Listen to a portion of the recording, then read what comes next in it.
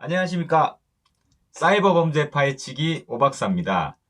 네, 이번 시간에는요, 최근에 발생한 실제 보이스피싱 사례에 대해서 말씀을 좀 드리도록 하겠습니다. 네, 이번 사건은요, 무려 현금으로 1억 5천만 원을 직접 전달한 사건인데요. 1억 5천만 원을 현금으로 직접 전달하셨습니다. 자, 그러면 이분이 당한 그 보이스피싱 종류는 무엇이었을까요? 네, 이것은 바로 결제 문자 피싱이었습니다. 여러분 혹시 그 뭐 냉장고 120만 원 결제되었습니다. 쇼파 뭐 95만 원 결제되었습니다. 뭐 이런 문자 좀 받아보신 적 없으십니까? 그래서 많은 분들이 상당히 이 문자를 받으셨고요. 실제로 최근에 좀 많이 이루어지고 있는 피싱의 종류입니다. 이분도 이제 결제 문자를 받으셨고요. 본인은 이제 결제한 사실이 전혀 없지 않습니까? 그래서 좀 당황하신 거죠. 여기 문자를 보시면 그 문자 밑에 본인이 아니면 몇 번으로 전화 달라는 내용이 있습니다. 그래서 이분은 글로 전화를 거신 거죠. 전화를 걸었더니 이제 고객센터라고 하면서 전화를 받은 거예요. 그러면서 고객님의 휴대폰이 해킹이 된 것 같다. 이렇게 이제 말을 하면서 담당 수사관이 전화를 드릴 거다. 또는 담당 수사관에게 연결해 드리겠다라는 말을 합니다.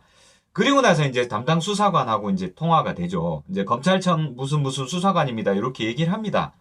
그러면서 이제 뭐 우리가 이제 고객님의 선생님의 휴대폰을 이렇게 뭐 원격으로 한번 조사를 해봐야 되겠다. 해킹 당했는지 아닌지 여부를 조사를 해봐야 되겠다고 하면서 어플을 깔도록 해요. 보내주는 링크가 있는데 그걸 눌러달라고 합니다. 그럼 이제 어플이 설치가 되거든요. 그리고 나서 이제 나중에 이렇게 얘기를 합니다. 선생님의 은행 계좌가 해킹이 됐고 보이스피싱에 연루가 된 것 같다. 그래서 지금 조치를 취하지 않으면 그 계좌에 있는 돈이 모두 다 탈취가 된다. 이렇게 얘기를 한 거예요. 마침 이제 그분이 그 계좌에 이제 1억 5천만 원이 들어 있으셨고, 그래서 이제 그 돈을 이제 현금으로 빨리 뽑으라고 지시를 합니다. 그럼 이제 이분이 이제 은행을 가야 되는데, 여기서 이제 한마디를 더 해요, 이 사람들이. 이게 이제 원래 자주 써먹는 수법입니다. 왜냐면, 은행에 요즘 큰 돈을 뽑게 되면, 자꾸 이제 은행 직원들이 살짝 의심을 해요. 보이스피싱이 아닌가 싶어서, 왜 그 돈을 뽑는지를 물어보거든요. 그것을 이 보이스피싱범들은 알고 있습니다. 그래서 이제 피싱범들이 다시 요구를 해요. 그 검찰청 수사관이란 사람이요. 그 은행 직원 2명도, 보이스피싱에 가담이 되어 있다. 그래서 돈을 찾을 때 사실대로 얘기하지 말고, 땅을 사려고 한다. 그 돈을 찾아서 땅을 사려고 한다라고 말해라. 라고 시킨 거죠. 그래서 이제 이분은 당연히 수사관이 시키는 대로 이제 얘기를 합니다. 현금을 뽑으면서요, 은행 직원한테 땅을 사려고 합니다라고 얘기를 한 거죠. 그래서 이제 은행 직원 입장에서는 그런가 보다 해서 이제 돈을 이제 출금을 해 드렸고요. 그리고 이제 그분이 돈을 이제 들고 집으로 왔을 때 다시 수사관한테 전화가 와요. 뭐라고 얘기하냐면, 다행히 사건이 잘 마무리됐다. 그 은행 직원들을 우리가 체포했다. 그리고 선생님의 계좌도 우리가 이제 깨끗하게 만들어서 돈을 다시 입금을 했다고 합니다. 1억 5천만 원을 다시 우리가 입금을 했다. 그러니까 그 은행에 전화해서 한번 확인해봐라. 이렇게 얘기를 해요. 그럼 이제 이 사람 입장에서는 알겠습니다라고 얘기를 하고 인터넷으로 검색을 하겠죠. 무슨 은행, 무슨 지점. 그 전화번호가 나올 거 아닙니까? 그 전화번호로 본인의 휴대폰으로 전화를 거는 겁니다. 자, 그럼 어떻게 될까요? 아까 뭐 했죠? 네, 맞습니다. 어플을 깔았잖아요. 어플을 깔았기 때문에 이분이 그 은행으로 전화를 하더라도 이 전화는 보이스피싱범들에게 연결이 되는 겁니다. 그럼 이제 그 사람들이 이렇게 전화를 받아요. 땡땡은행 무슨 지점입니다. 이렇게 전화를 받았습니다. 그럼 이제 이분이 말씀을 하겠죠? 혹시 제 통장에 돈이 입금됐는지 확인하고 싶습니다. 이제 그 사람들은 당연히 얘기를 하겠죠. 네, 선생님, 통장에, 돈이 입금되었습니다. 이렇게 얘기를 합니다. 그러면 이제 이 피해자는 안심을 하는 거죠. 왜냐하면 이제 은행으로부터 직접 확인을 했잖아요. 본인 입장에서는.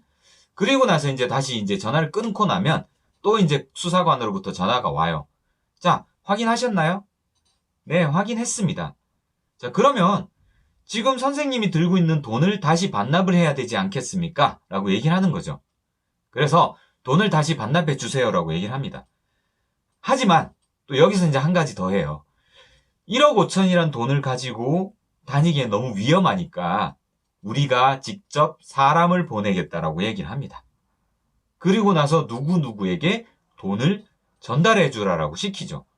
이제 이분 입장에서는 본인이 돈을 받았고 이 돈은 본인의 돈이 아니라고 생각하기 때문에 그대로 시키는 대로 해요. 본인이 직접 은행까지 갈 필요도 없고 얼마나 편합니까? 그래서 시키는 그 사람을 누군가에게 만나서 직접 현금 1억 5천만 원을 건네주게 된 겁니다.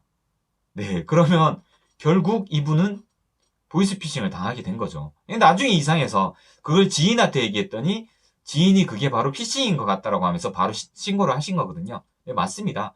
결국에는 보이스피싱에 당하셨고 현금 1억 5천만 원을 그대로 피해를 입으셨어요. 그래서 이런 식의 이제 수법들을 사용을 하는데 예전 제 아마 영상에도 이제 그 결제 문자, 결제 문자를 받았을 때 어떻게 이루어지는지에 대한 영상이 있고요. 또 어플을 깔았을 때 어떤 조치를 취해야지 하는 영상도 있습니다. 지금 이 영상에 그 링크를 이렇게 같이 걸어 드릴 거예요. 그래서 필요하신 분들은 그 영상을 좀 참고해 주시기 바랍니다. 그래서 항상 누군가가 가장 명심해야 될 건 그겁니다.